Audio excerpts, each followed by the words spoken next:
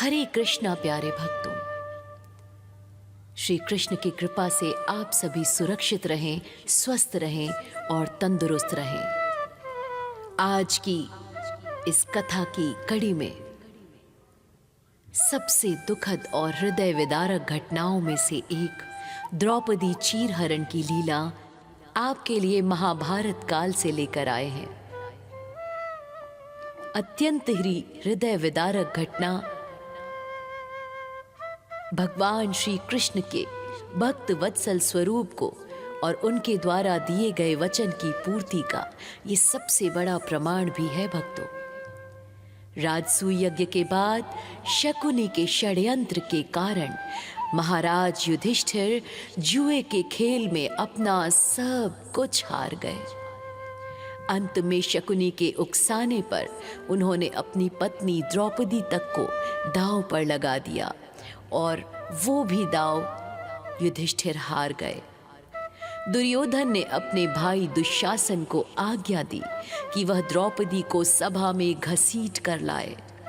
द्रौपदी उस समय रजस्वला यानी मासिक धर्म में थी और केवल एक वस्त्र धारण किए हुए थी। दुशासन उन्हें बालों से खींचते हुए भरी सभा में ले आया। द्रौपदी ने सभा में उपस्थित पितामह भीष्म, द्रोणाचार्य और विदुर जैसे दिग्गजों से प्रश्न किया, क्या एक भी व्यक्ति स्वयं को हारने के बाद अपनी पत्नी को दांव पर लगा सकता है? लेकिन सब मौन रहे। धृतराष्ट्र के पुत्रों में से केवल विकर्ण ने इस अधर्म का विरोध किया, लेकिन उसे भी दबा दिया गया। दुर्योधन ने पांडवों को अपमानित करने के लिए दुशासन को आदेश दिया, इन पांडवों के वस्त्र उतार लो और द्रौपदी को निर्वस्त्र कर मेरी जंघा पर बिठाओ।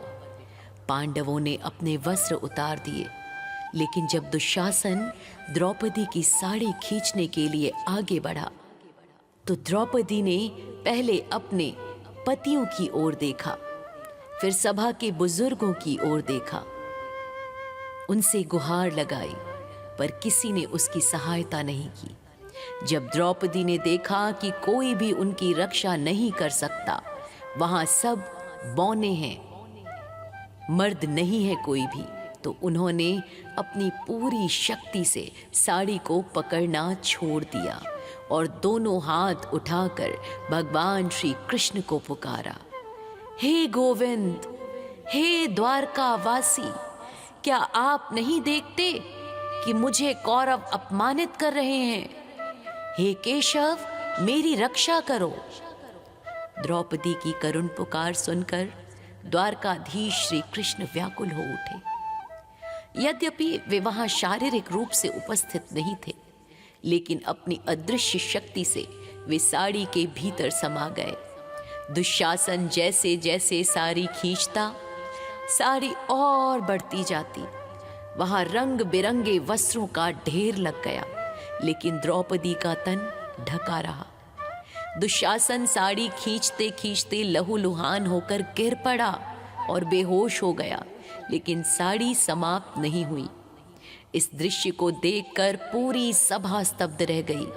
गंधर्व और देवता आकाश से पुष्प वर्षा करने लगे और अधर्मी कौरव डर के मारे कांपने लगे। श्री कृष्ण ने द्रौपदी की रक्षा क्यों की? इसके पीछे दो मुख्य कारण हैं भक्तों। पहला, उसकी सच्ची भक्ति। द्रौपदी ने जब दोनों हाथ उठाकर पुकारा तो उसका अर्थ था पूर्ण समर्पण, सर्वस्व समर्पण। जब तक वे स्वयं साड़ी पकड़े थी, भगवान ने रक्षा नहीं की। जैसे ही उन्होंने खुद को भगवान पर छोड़ दिया, भगवान प्रकट हो गए उनकी रक्षा के लिए। और दूसरा कारण, शिशुपाल वध का ऋण। जब श्री कृष्ण ने सुदर्शन चक्र से शिशुपाल का वध किया था, तब उनकी उंगली कट गई थी और उस समय द्रौपदी ने बिना सोचे समझे अपनी साड़ी का पल्लू फाड़कर उनकी उंगली पर बांध दिया था। भगवान ने तब कहा था, द्रौपदी, इस रेशमी धागे का एक एक तार ऋण के रूप में मुझ पर उधार रहा। वही ऋण भगवान ने इस लीला में चुकाया भक्तों। इस अपमान के बाद द्रौपदी ने भीषण प्रतिज्ञा ली, जब तक मैं दुशासन की छाती के लहू से अपने बाल नहीं धोऊंगी, तब तक मैं इन बालों को खुला रखूंगी और कभी नहीं बांधूंगी। भीमसेन ने भी शपथ ली कि वे युद्ध में दुशासन की छाती फाड़ेंगे और दुर्योधन की जंघा तोड़ेंगे। भक्तों, ये लीला सिखाती है कि जब संसार के सभी द्वार बंद हो जाते हैं, तब केवल ईश्वर का द्वार खुला रहता है।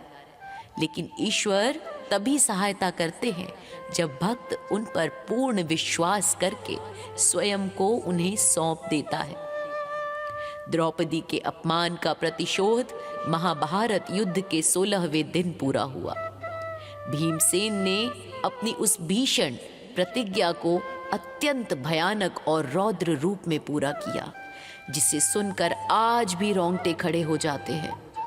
महाभारत युद्ध के 16वें दिन भीम और दुशासन के बीच भीषण मल्ल युद्ध हुआ और गदा युद्ध हुआ। भीम के मन में वर्षों से दबी हुई बदले की आग धधक रही थी। उन्होंने दुशासन पर इतनी शक्ति से प्रहार किया कि वह रथ से नीचे गिर पड़ा। भीम ने दुशासन को जमीन पर पटक दिया और उसकी छाती पर चढ़कर बैठ गया।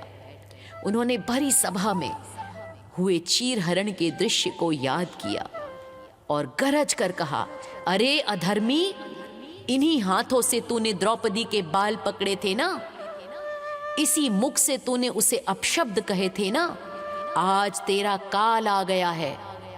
भीम ने अपनी प्रतिज्ञा के अनुसार दुशासन की उन भुजाओं को उखाड़ दिया जिनसे उसने द्रौपदी की साड़ी खींची थी।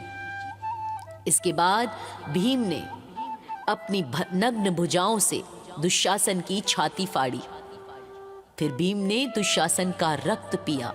ये क्रोध की पराकाष्ठा थी भक्तों, और अपनी अंजलि में रक्त भरकर द्रौपदी के शिविर की ओर दौड़े। द्रौपदी पिछले 13 वर्षों से अपने बाल खुले रखे हुए थी। भीम ने शिविर में पहुंचकर द्रौपदी को पुकारा। भीम ने दुशासन के रक्त से द्रौपदी के केश धोए। जैसे ही द्रौपदी के बाल रक्त से भीगे, उनकी 13 वर्ष पुरानी प्रतिज्ञा पूरी हुई। इसके बाद द्रौपदी ने पहली बार अपने बालों की चोटी बांधी, वेणी बांधी। द्रौपदी के अपमान का दूसरा अपराधी दुर्योधन था। भीम ने प्रतिज्ञा की थी कि वे उसकी जंघा तोड़ेंगे, जिस पर बैठने का इशारा उसने द्रौपदी को किया था। युद्ध के अंतिम दिन 18वें दिन श्री कृष्ण के इशारे पर भीम ने दुर्योधन की जंघा पर गदा से प्रहार किया। हालांकि गदा युद्ध के नियम के अनुसार कमर के नीचे वार करना वर्जित था, लेकिन कृष्ण ने भीम को याद दिलाया कि अधर्मी के साथ धर्म का पालन नहीं किया जाता। इस पूरी लीला में श्री कृष्ण ने ये सिद्ध किया कि जो स्त्री की मर्यादा का सम्मान नहीं करता, उसका विनाश निश्चित है।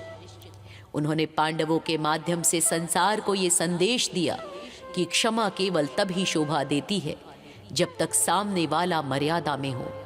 अत्याचार की सीमा लांघने पर उसका अंत एकमात्र विकल्प है। द्रौपदी के खुले केश इस बात का प्रतीक थे भक्तों कि जब तक समाज में अन्याय जीवित है, शांति नहीं हो सकती।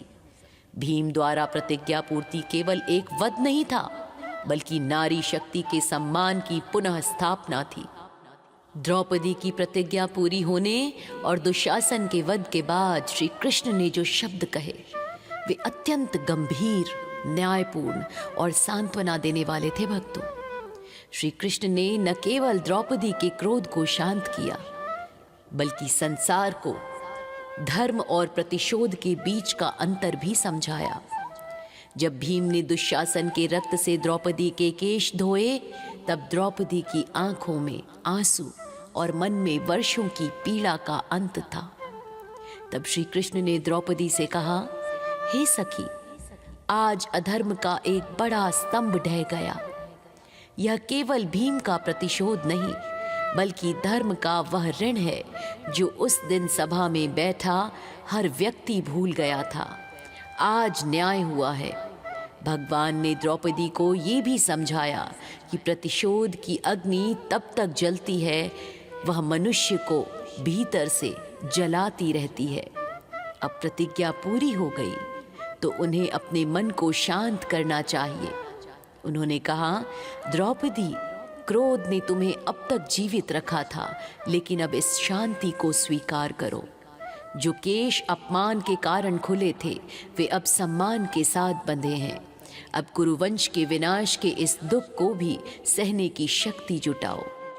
श्री कृष्ण ने द्रौपदी से कहा था कि यह युद्ध केवल भूमि के लिए नहीं, बल्कि उस अपमान के विरुद्ध था जो मानवता के नाम पर किया गया था। द्रौपदी के केशों का बांधना अधर्म के अंत और नई व्यवस्था की शुरुआत का प्रतीक बना। भक्तों, तो कैसी लगी ये अद्भुत कथा? कमेंट के माध्यम से जरूर बताइएगा। अत्यंत ही हृदय विदारक घटना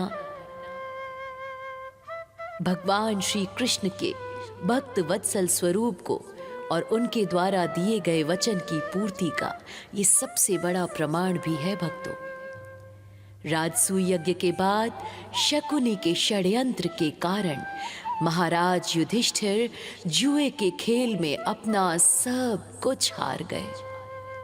अंत में शकुनी के उकसाने पर उन्होंने अपनी पत्नी द्रौपदी तक को दांव पर लगा दिया और वो भी दांव युधिष्ठिर हार गए। दुर्योधन ने अपने भाई दुशासन को आज्ञा दी कि वह द्रौपदी को सभा में घसीट कर लाए। द्रौपदी उस समय रजस्वला यानी मासिक धर्म में थी और केवल एक वस्त्र धारण किए हुए थी। दुशासन उन्हें बालों से खींचते हुए भरी सभा में ले आया। द्रौपदी ने सभा में उपस्थित पितामह भीष्म, द्रोणाचार्य और विदुर जैसे दिग्गजों से प्रश्न किया, क्या एक भी व्यक्ति स्वयं को हारने के बाद अपनी पत्नी को दांव पर लगा सकता है? लेकिन सब मौन रहे। धृतराष्ट्र के पुत्रों में से केवल विकर्ण ने इस अधर्म का विरोध किया, लेकिन उसे भी दबा दिया गया। दुर्योधन ने पांडवों को अपमानित करने के लिए दुशासन को आदेश दिया, इन पांडवों के वस्त्र उतार लो और द्रौपदी को निर्वस्त्र कर मेरी जंघा पर बिठाओ। पांडवों ने अपने वस्त्र उतार दिए, लेकिन जब दुशासन द्रौपदी की साड़ी खींचने के लिए आगे बढ़ा तो द्रौपदी ने पहले अपने पतियों की ओर देखा, फिर सभा के बुजुर्गों की ओर देखा, उनसे गुहार लगाई, पर किसी ने उसकी सहायता नहीं की। जब द्रौपदी ने देखा कि कोई भी उनकी रक्षा नहीं कर सकता, वहां सब बौने हैं, मर्द नहीं है कोई भी, तो उन्होंने अपनी पूरी शक्ति से साड़ी को पकड़ना छोड़ दिया और दोनों हाथ उठाकर भगवान श्री कृष्ण को पुकारा, हे गोविंद, हे द्वारकावासी, क्या आप नहीं देखते कि मुझे कौरव अपमानित कर रहे हैं? हे केशव, मेरी रक्षा करो। द्रौपदी की करुण पुकार सुनकर द्वारकाधीश श्री कृष्ण व्याकुल हो उठे। यद्यपि वे वहां शारीरिक रूप से उपस्थित नहीं थे, लेकिन अपनी अदृश्य शक्ति से वे साड़ी के भीतर समा गए। दुशासन जैसे जैसे साड़ी खींचता, साड़ी और बढ़ती जाती। वहां रंग बिरंगे वस्त्रों का ढेर लग गया, लेकिन द्रौपदी का तन ढका रहा। दुशासन साड़ी खींचते खींचते लहूलुहान होकर गिर पड़ा और बेहोश हो गया, लेकिन साड़ी समाप्त नहीं हुई। इस दृश्य को देखकर पूरी सभा स्तब्ध रह गई। गंधर्व और देवता आकाश से पुष्प वर्षा करने लगे और अधर्मी कौरव डर के मारे कांपने लगे। श्री कृष्ण ने द्रौपदी की रक्षा क्यों की? इसके पीछे दो मुख्य कारण हैं भक्तों। पहला, उसकी सच्ची भक्ति। द्रौपदी ने जब दोनों हाथ उठाकर पुकारा तो उसका अर्थ था पूर्ण समर्पण, सर्वस्व समर्पण। जब तक वे स्वयं साड़ी पकड़े थी, भगवान ने रक्षा नहीं की। जैसे ही उन्होंने खुद को भगवान पर छोड़ दिया, भगवान प्रकट हो गए उनकी रक्षा के लिए। और दूसरा कारण शिशुपाल वध का ऋण। जब श्री कृष्ण ने सुदर्शन चक्र से शिशुपाल का वध किया था तब उनकी उंगली कट गई थी और उस समय द्रौपदी ने बिना सोचे समझे अपनी साड़ी का पल्लू फाड़कर उनकी उंगली पर बांध दिया था। भगवान ने तब कहा था, द्रौपदी, इस रेशमी धागे का एक एक तार ऋण के रूप में मुझ पर उधार रहा। वही ऋण भगवान ने इस लीला में चुकाया भक्तों। इस अपमान के बाद द्रौपदी ने भीषण प्रतिज्ञा ली, जब तक मैं दुशासन की छाती के लहू से अपने बाल नहीं धोऊंगी तब तक मैं इन बालों को खुला रखूंगी और कभी नहीं बांधूंगी। भीमसेन ने भी शपथ ली कि वे युद्ध में दुशासन की छाती फाड़ेंगे और दुर्योधन की जंघा तोड़ेंगे। भक्तों, ये लीला सिखाती है कि जब संसार के सभी द्वार बंद हो जाते हैं तब केवल ईश्वर का द्वार खुला रहता है। लेकिन ईश्वर तभी सहायता करते हैं जब भक्त उन पर पूर्ण विश्वास करके स्वयं को उन्हें सौंप देता है। द्रौपदी के अपमान का प्रतिशोध महाभारत युद्ध के 16वें दिन पूरा हुआ।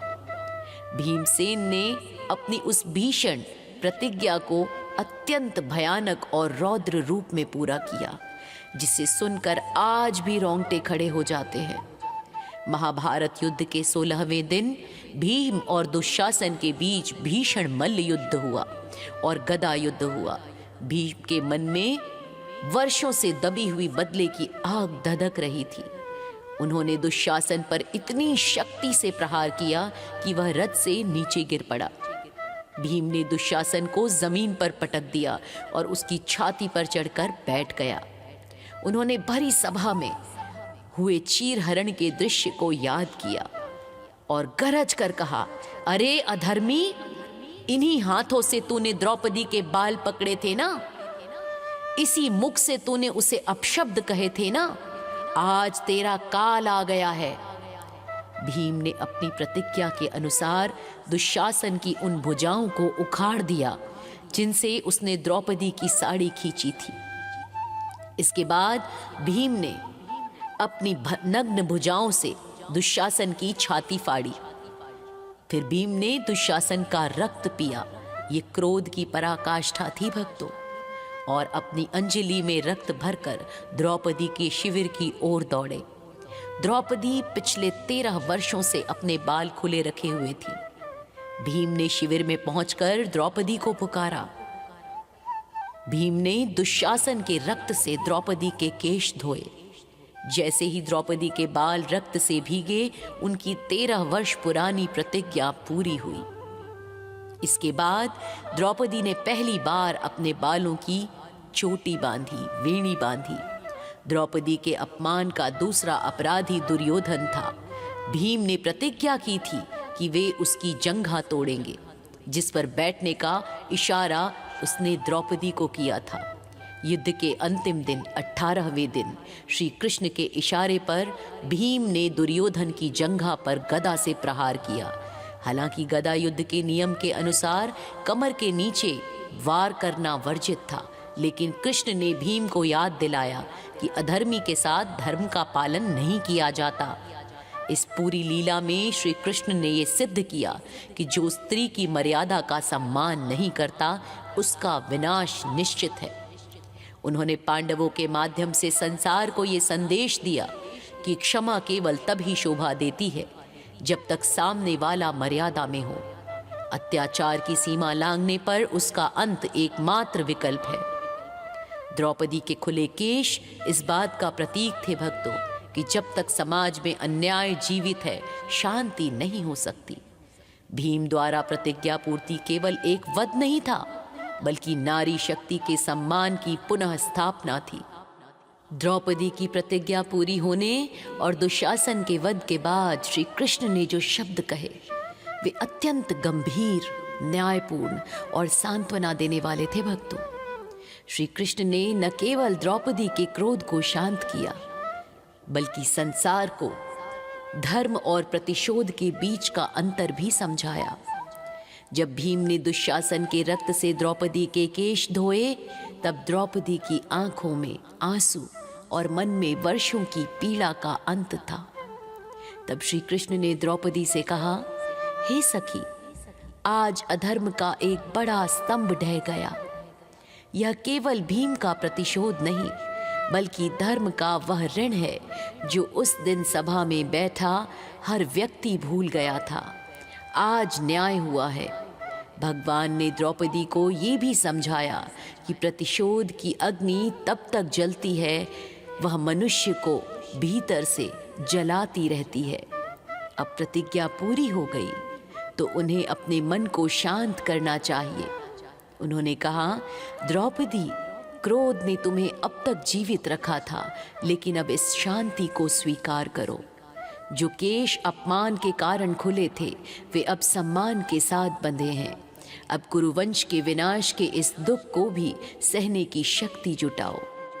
श्री कृष्ण ने द्रौपदी से कहा था कि यह युद्ध केवल भूमि के लिए नहीं, बल्कि उस अपमान के विरुद्ध था जो मानवता के नाम पर किया गया था।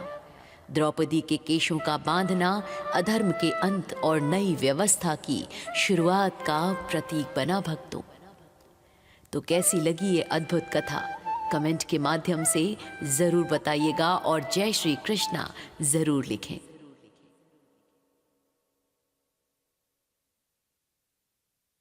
अत्यंत ही हृदय विदारक घटना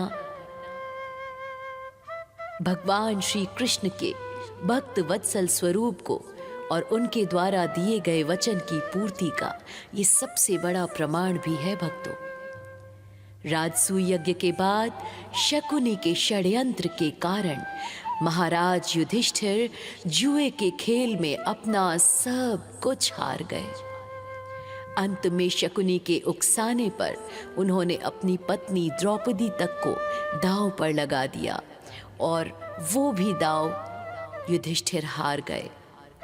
दुर्योधन ने अपने भाई दुशासन को आज्ञा दी कि वह द्रौपदी को सभा में घसीट कर लाए। द्रौपदी उस समय रजस्वला यानी मासिक धर्म में थी और केवल एक वस्त्र धारण किए हुए थी। दुशासन उन्हें बालों से खींचते हुए भरी सभा में ले आया। द्रौपदी ने सभा में उपस्थित पितामह भीष्म, द्रोणाचार्य और विदुर जैसे दिग्गजों से प्रश्न किया, क्या एक भी व्यक्ति स्वयं को हारने के बाद अपनी पत्नी को दांव पर लगा सकता है? लेकिन सब मौन रहे। धृतराष्ट्र के पुत्रों में से केवल विकर्ण ने इस अधर्म का विरोध किया, लेकिन उसे भी दबा दिया गया। दुर्योधन ने पांडवों को अपमानित करने के लिए दुशासन को आदेश दिया, इन पांडवों के वस्त्र उतार लो और द्रौपदी को निर्वस्त्र कर मेरी जंघा पर बिठाओ।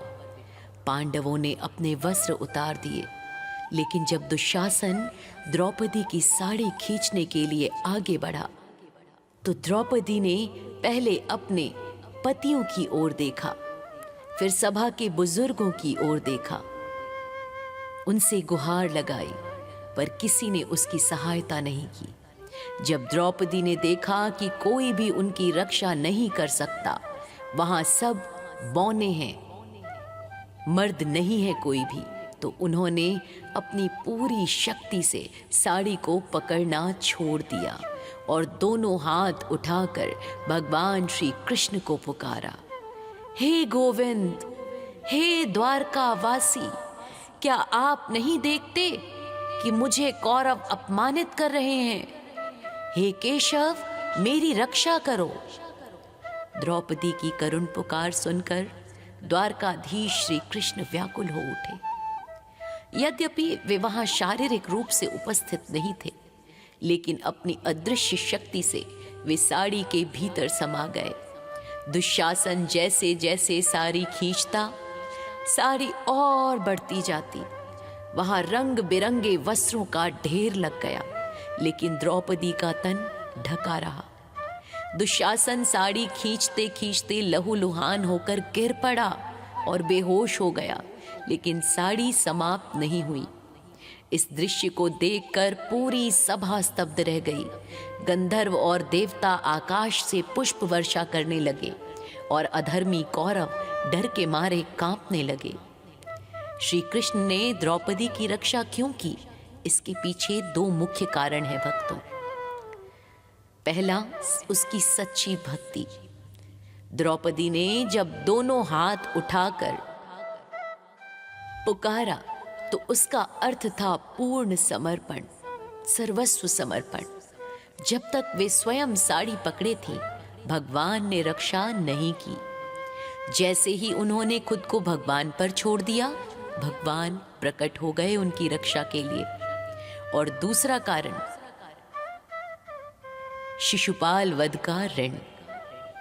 जब श्री कृष्ण ने सुदर्शन चक्र से शिशुपाल का वध किया था, तब उनकी उंगली कट गई थी और उस समय द्रौपदी ने बिना सोचे समझे अपनी साड़ी का पल्लू फाड़कर उनकी उंगली पर बांध दिया था।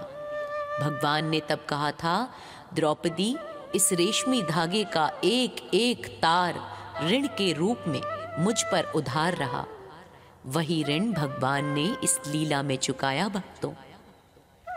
इस अपमान के बाद द्रौपदी ने भीषण प्रतिज्ञा ली, जब तक मैं दुशासन की छाती के लहू से अपने बाल नहीं धोऊंगी, तब तक मैं इन बालों को खुला रखूंगी और कभी नहीं बांधूंगी। भीमसेन ने भी शपथ ली कि वे युद्ध में दुशासन की छाती फाड़ेंगे और दुर्योधन की जंघा तोड़ेंगे। भक्तों, ये लीला सिखाती है कि जब संसार के सभी द्वार बंद हो जाते हैं, तब केवल ईश्वर का द्वार खुला रहता है। लेकिन ईश्वर तभी सहायता करते हैं जब भक्त उन पर पूर्ण विश्वास करके स्वयं को उन्हें सौंप देता है।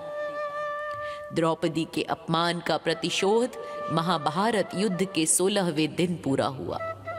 भीमसेन ने अपनी उस भीषण प्रतिज्ञा को अत्यंत भयानक और रौद्र रूप में पूरा किया, जिसे सुनकर आज भी रोंगटे खड़े हो जाते हैं। महाभारत युद्ध के 16वें दिन भीम और दुशासन के बीच भीषण मल्ल युद्ध हुआ और गदा युद्ध हुआ। भीम के मन में वर्षों से दबी हुई बदले की आग धधक रही थी। उन्होंने दुशासन पर इतनी शक्ति से प्रहार किया कि वह रथ से नीचे गिर पड़ा। भीम ने दुशासन को जमीन पर पटक दिया और उसकी छाती पर चढ़कर बैठ गया।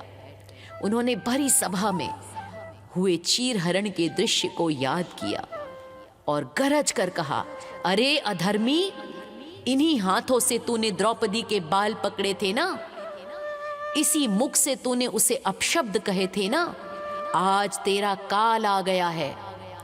भीम ने अपनी प्रतिज्ञा के अनुसार दुशासन की उन भुजाओं को उखाड़ दिया जिनसे उसने द्रौपदी की साड़ी खींची थी। इसके बाद भीम ने अपनी नग्न भुजाओं से दुशासन की छाती फाड़ी। फिर भीम ने दुशासन का रक्त पिया। ये क्रोध की पराकाष्ठा थी भक्तों। और अपनी अंजलि में रक्त भरकर द्रौपदी के शिविर की ओर दौड़े। द्रौपदी पिछले 13 वर्षों से अपने बाल खुले रखे हुए थी। भीम ने शिविर में पहुंचकर द्रौपदी को पुकारा। भीम ने दुशासन के रक्त से द्रौपदी के केश धोए। जैसे ही द्रौपदी के बाल रक्त से भीगे, उनकी 13 वर्ष पुरानी प्रतिज्ञा पूरी हुई। इसके बाद द्रौपदी ने पहली बार अपने बालों की चोटी बांधी, वेणी बांधी। द्रौपदी के अपमान का दूसरा अपराधी दुर्योधन था। भीम ने प्रतिज्ञा की थी कि वे उसकी जंघा तोड़ेंगे, जिस पर बैठने का इशारा उसने द्रौपदी को किया था।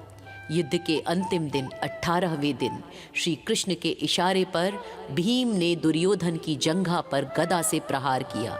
हालांकि गदा युद्ध के नियम के अनुसार कमर के नीचे वार करना वर्जित था, लेकिन कृष्ण ने भीम को याद दिलाया कि अधर्मी के साथ धर्म का पालन नहीं किया जाता। इस पूरी लीला में श्री कृष्ण ने ये सिद्ध किया कि जो स्त्री की मर्यादा का सम्मान नहीं करता, उसका विनाश निश्चित है। उन्होंने पांडवों के माध्यम से संसार को ये संदेश दिया कि क्षमा केवल तब ही शोभा देती है जब तक सामने वाला मर्यादा में हो। अत्याचार की सीमा लांघने पर उसका अंत एकमात्र विकल्प है। द्रौपदी के खुले केश इस बात का प्रतीक थे भक्तों कि जब तक समाज में अन्याय जीवित है, शांति नहीं हो सकती। भीम द्वारा प्रतिज्ञा पूर्ति केवल एक वध नहीं था, बल्कि नारी शक्ति के सम्मान की पुनः स्थापना थी। द्रौपदी की प्रतिज्ञा पूरी होने और दुशासन के वध के बाद श्री कृष्ण ने जो शब्द कहे, वे अत्यंत गंभीर, न्यायपूर्ण और सांत्वना देने वाले थे भक्तों। श्री कृष्ण ने न केवल द्रौपदी के क्रोध को शांत किया, बल्कि संसार को धर्म और प्रतिशोध के बीच का अंतर भी समझाया। जब भीम ने दुशासन के रक्त से द्रौपदी के केश धोए, तब द्रौपदी की आंखों में आंसू और मन में वर्षों की पीड़ा का अंत था। तब श्री कृष्ण ने द्रौपदी से कहा, हे सखी, आज अधर्म का एक बड़ा स्तंभ ढह गया। यह केवल भीम का प्रतिशोध नहीं, बल्कि धर्म का वह ऋण है जो उस दिन सभा में बैठा हर व्यक्ति भूल गया था। आज न्याय हुआ है। भगवान ने द्रौपदी को ये भी समझाया कि प्रतिशोध की अग्नि तब तक जलती है, वह मनुष्य को भीतर से जलाती रहती है। अब प्रतिज्ञा पूरी हो गई तो उन्हें अपने मन को शांत करना चाहिए। उन्होंने कहा, द्रौपदी, क्रोध ने तुम्हें अब तक जीवित रखा था, लेकिन अब इस शांति को स्वीकार करो। जो केश अपमान के कारण खुले थे, वे अब सम्मान के साथ बंधे हैं। अब कुरुवंश के विनाश के इस दुख को भी सहने की शक्ति जुटाओ। श्री कृष्ण ने द्रौपदी से कहा था कि यह युद्ध केवल भूमि के लिए नहीं, बल्कि उस अपमान के विरुद्ध था जो मानवता के नाम पर किया गया था। द्रौपदी के केशों का बांधना अधर्म के अंत और नई व्यवस्था की शुरुआत का प्रतीक बना भक्तों। तो कैसी लगी ये अद्भुत कथा? कमेंट के माध्यम से जरूर बताइएगा और जय श्री कृष्णा जरूर लिखें।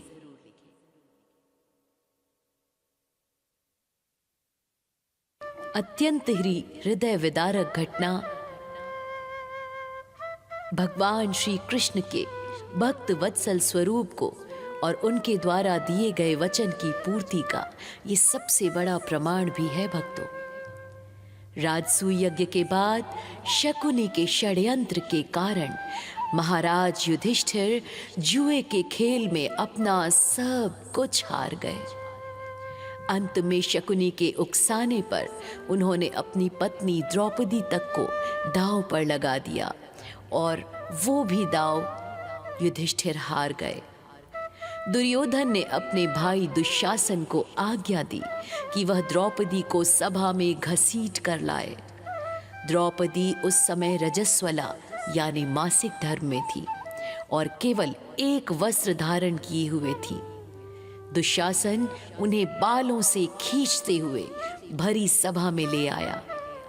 द्रौपदी ने सभा में उपस्थित पितामह भीष्म, द्रोणाचार्य और विदुर जैसे दिग्गजों से प्रश्न किया, क्या एक भी व्यक्ति स्वयं को हारने के बाद अपनी पत्नी को दांव पर लगा सकता है? लेकिन सब मौन रहे। धृतराष्ट्र के पुत्रों में से केवल विकर्ण ने इस अधर्म का विरोध किया, लेकिन उसे भी दबा दिया गया। दुर्योधन ने पांडवों को अपमानित करने के लिए दुशासन को आदेश दिया, इन पांडवों के वस्त्र उतार लो और द्रौपदी को निर्वस्त्र कर मेरी जंघा पर बिठाओ। पांडवों ने अपने वस्त्र उतार दिए, लेकिन जब दुशासन द्रौपदी की साड़ी खींचने के लिए आगे बढ़ा तो द्रौपदी ने पहले अपने पतियों की ओर देखा, फिर सभा के बुजुर्गों की ओर देखा, उनसे गुहार लगाई, पर किसी ने उसकी सहायता नहीं की। जब द्रौपदी ने देखा कि कोई भी उनकी रक्षा नहीं कर सकता, वहां सब बौने हैं, मर्द नहीं है कोई भी, तो उन्होंने अपनी पूरी शक्ति से साड़ी को पकड़ना छोड़ दिया और दोनों हाथ उठाकर भगवान श्री कृष्ण को पुकारा, हे गोविंद, हे द्वारकावासी, क्या आप नहीं देखते कि मुझे कौरव अपमानित कर रहे हैं? हे केशव, मेरी रक्षा करो। द्रौपदी की करुण पुकार सुनकर द्वारकाधीश श्री कृष्ण व्याकुल हो उठे। यद्यपि वे वहां शारीरिक रूप से उपस्थित नहीं थे, लेकिन अपनी अदृश्य शक्ति से वे साड़ी के भीतर समा गए। दुशासन जैसे जैसे साड़ी खींचता, साड़ी और बढ़ती जाती। वहां रंग बिरंगे वस्त्रों का ढेर लग गया, लेकिन द्रौपदी का तन ढका रहा। दुशासन साड़ी खींचते खींचते लहूलुहान होकर गिर पड़ा और बेहोश हो गया, लेकिन साड़ी समाप्त नहीं हुई। इस दृश्य को देखकर पूरी सभा स्तब्ध रह गई। गंधर्व और देवता आकाश से पुष्प वर्षा करने लगे और अधर्मी कौरव डर के मारे कांपने लगे। श्री कृष्ण ने द्रौपदी की रक्षा क्यों की? इसके पीछे दो मुख्य कारण हैं भक्तों। पहला, उसकी सच्ची भक्ति। द्रौपदी ने जब दोनों हाथ उठाकर पुकारा तो उसका अर्थ था पूर्ण समर्पण, सर्वस्व समर्पण। जब तक वे स्वयं साड़ी पकड़े थे, भगवान ने रक्षा नहीं की। जैसे ही उन्होंने खुद को भगवान पर छोड़ दिया, भगवान प्रकट हो गए उनकी रक्षा के लिए। और दूसरा कारण, शिशुपाल वध का ऋण। जब श्री कृष्ण ने सुदर्शन चक्र से शिशुपाल का वध किया था, तब उनकी उंगली कट गई थी और उस समय द्रौपदी ने बिना सोचे समझे अपनी साड़ी का पल्लू फाड़कर उनकी उंगली पर बांध दिया था। भगवान ने तब कहा था, द्रौपदी, इस रेशमी धागे का एक एक तार ऋण के रूप में मुझ पर उधार रहा। वही ऋण भगवान ने इस लीला में चुकाया भक्तों। इस अपमान के बाद द्रौपदी ने भीषण प्रतिज्ञा ली, जब तक मैं दुशासन की छाती के लहू से अपने बाल नहीं धोऊंगी, तब तक मैं इन बालों को खुला रखूंगी और कभी नहीं बांधूंगी। भीमसेन ने भी शपथ ली कि वे युद्ध में दुशासन की छाती फाड़ेंगे और दुर्योधन की जंघा तोड़ेंगे। भक्तों, ये लीला सिखाती है कि जब संसार के सभी द्वार बंद हो जाते हैं, तब केवल ईश्वर का द्वार खुला रहता है। लेकिन ईश्वर तभी सहायता करते हैं जब भक्त उन पर पूर्ण विश्वास करके स्वयं को उन्हें सौंप देता है।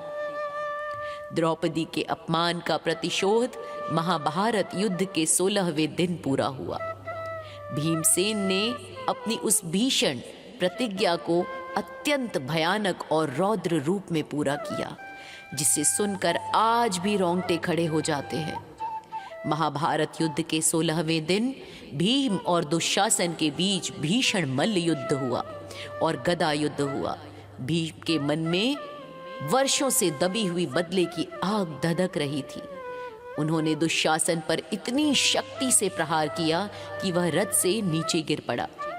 भीम ने दुशासन को जमीन पर पटक दिया और उसकी छाती पर चढ़कर बैठ गया। उन्होंने भरी सभा में हुए चीरहरण के दृश्य को याद किया और गरज कर कहा, अरे अधर्मी, इन्हीं हाथों से तूने द्रौपदी के बाल पकड़े थे ना, इसी मुख से तूने उसे अपशब्द कहे थे ना, आज तेरा काल आ गया है।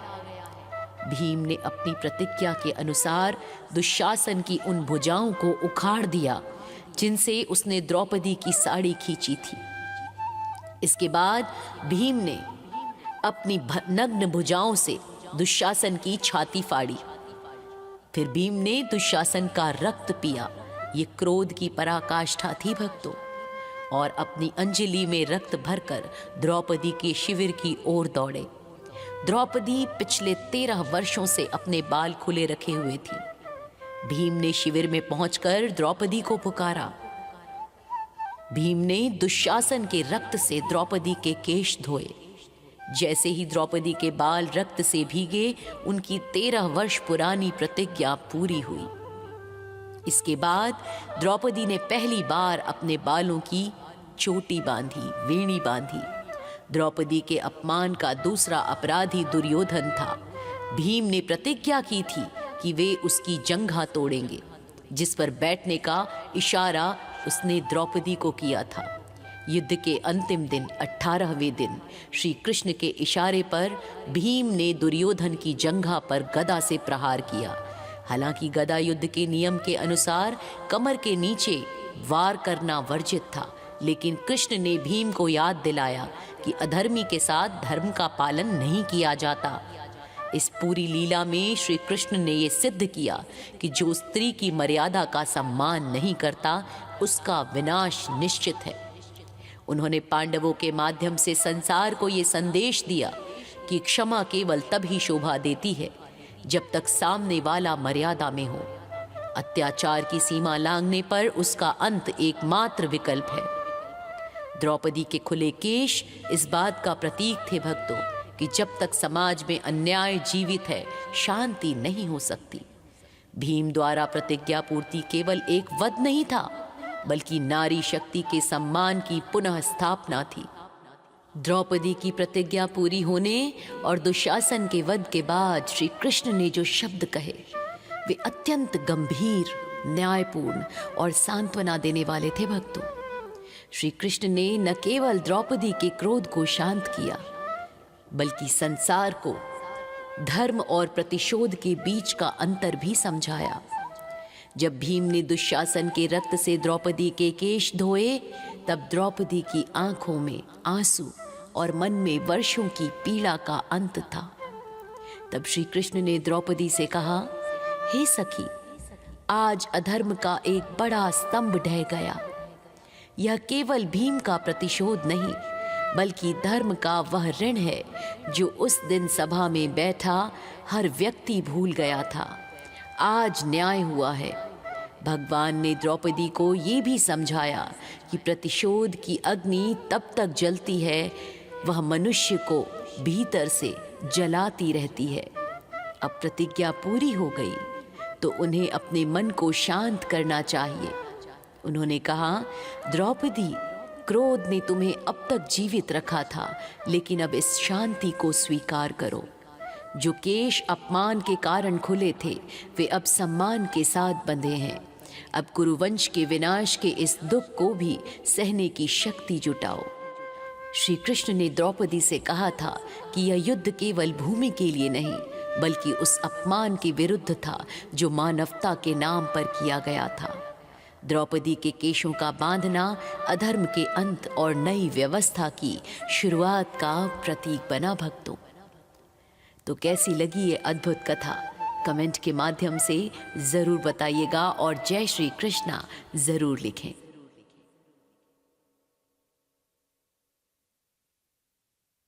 अत्यंत ही हृदय विदारक घटना भगवान श्री कृष्ण के भक्त वत्सल स्वरूप को और उनके द्वारा दिए गए वचन की पूर्ति का ये सबसे बड़ा प्रमाण भी है भक्तों। राजसूय यज्ञ के बाद शकुनी के षड्यंत्र के कारण महाराज युधिष्ठिर जुए के खेल में अपना सब कुछ हार गए। अंत में शकुनी के उकसाने पर उन्होंने अपनी पत्नी द्रौपदी तक को दांव पर लगा दिया और वो भी दांव युधिष्ठिर हार गए। दुर्योधन ने अपने भाई दुशासन को आज्ञा दी कि वह द्रौपदी को सभा में घसीट कर लाए। द्रौपदी उस समय रजस्वला यानी मासिक धर्म में थी और केवल एक वस्त्र धारण किए हुए थी। दुशासन उन्हें बालों से खींचते हुए भरी सभा में ले आया। द्रौपदी ने सभा में उपस्थित पितामह भीष्म, द्रोणाचार्य और विदुर जैसे दिग्गजों से प्रश्न किया, क्या एक भी व्यक्ति स्वयं को हारने के बाद अपनी पत्नी को दांव पर लगा सकता है? लेकिन सब मौन रहे। धृतराष्ट्र के पुत्रों में से केवल विकर्ण ने इस अधर्म का विरोध किया, लेकिन उसे भी दबा दिया गया। दुर्योधन ने पांडवों को अपमानित करने के लिए दुशासन को आदेश दिया, इन पांडवों के वस्त्र उतार लो और द्रौपदी को निर्वस्त्र कर मेरी जंघा पर बिठाओ। पांडवों ने अपने वस्त्र उतार दिए, लेकिन जब दुशासन द्रौपदी की साड़ी खींचने के लिए आगे बढ़ा तो द्रौपदी ने पहले अपने पतियों की ओर देखा, फिर सभा के बुजुर्गों की ओर देखा, उनसे गुहार लगाई, पर किसी ने उसकी सहायता नहीं की। जब द्रौपदी ने देखा कि कोई भी उनकी रक्षा नहीं कर सकता, वहां सब बौने हैं, मर्द नहीं है कोई भी, तो उन्होंने अपनी पूरी शक्ति से साड़ी को पकड़ना छोड़ दिया और दोनों हाथ उठाकर भगवान श्री कृष्ण को पुकारा, हे गोविंद, हे द्वारकावासी, क्या आप नहीं देखते कि मुझे कौरव अपमानित कर रहे हैं? हे केशव, मेरी रक्षा करो। द्रौपदी की करुण पुकार सुनकर द्वारकाधीश श्री कृष्ण व्याकुल हो उठे। यद्यपि वे वहां शारीरिक रूप से उपस्थित नहीं थे, लेकिन अपनी अदृश्य शक्ति से वे साड़ी के भीतर समा गए। दुशासन जैसे जैसे साड़ी खींचता, साड़ी और बढ़ती जाती। वहां रंग बिरंगे वस्त्रों का ढेर लग गया, लेकिन द्रौपदी का तन ढका रहा। दुशासन साड़ी खींचते खींचते लहूलुहान होकर गिर पड़ा और बेहोश हो गया, लेकिन साड़ी समाप्त नहीं हुई। इस दृश्य को देखकर पूरी सभा स्तब्ध रह गई।